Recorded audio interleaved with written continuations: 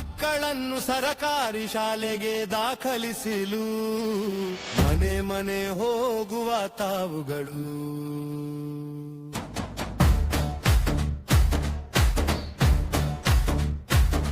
ತಮ್ಮ ಮಕ್ಕಳನ್ನು ಯಾವ ಶಾಲೆಯಲ್ಲಿ ದಾಖಲಾತಿ ಮಾಡಿರುವಿರಿ? ಸರಕಾರಿ ಶಾಲೆಯಲ್ಲಿ ಗುಣಮಟ್ಟದ ಶಿಕ್ಷಣ ಸಿಗುವ ಬಗ್ಗೆ ತಮಗೆ ಧಾತರಿ ಇಲ್ಲದಾಗಿದೆ.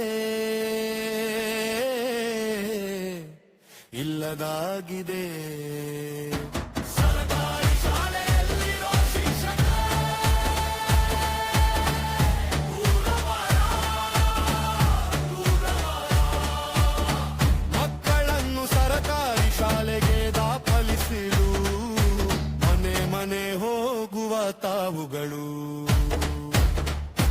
ಸರಕಾರಿ ಶಾಲೆಯಲ್ಲಿರೋ ಶಿಕ್ಷಕ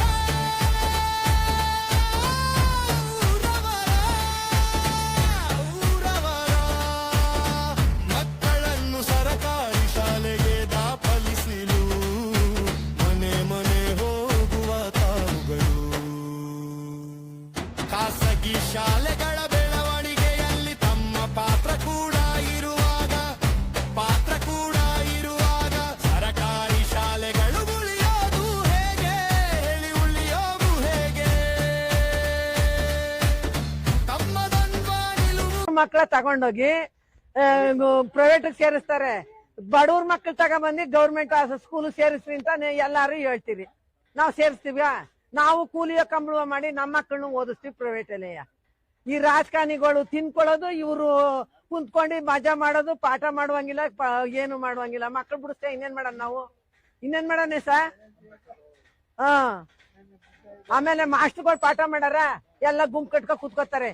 ಮಕ್ಳಿಗೆ ಊಟ ಕೊಡ್ತೀವಿ ಅಂತಾರೆ, ತರಕಾರಿ ದುಡ್ಡು ತಗೊಳಿಕ್ಕಿಲ್ಲ, ಅಲ್ಲಿ ಇಲ್ಲಿ ಕಿತ್ಕೊಯ್ತಾರೆ. ಆ ತರಕಾರಿಗೆ ದುಡ್ಡ ಬರ್ದ್ ಮಾಡಕ್ತಾರೆ.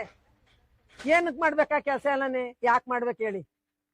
ಕೂಲಿಯೋ ಕಂಬಳುವ ಮಾಡ್ತಾರೆ, ಗೌರ್ಮೆಂಟ್ ಬಡವರು ಸೇರ್ಸ್ಕೋತಾರೆ. ಅದಕ್ಕೆ ಎಲ್ಲ ಪಾಳ್ ಕೆಡುತ್ತಾ ಇರೋದು.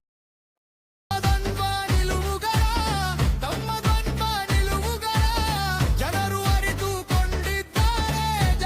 ಅರಿತುಕೊಂಡಿದ್ದಾರೆ.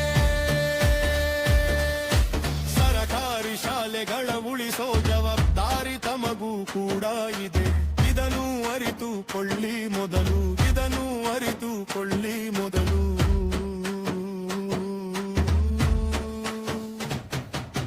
ಸರಕಾರಿ ಶಾಲೆಯಲ್ಲಿರೋ ಶಿಕ್ಷಕ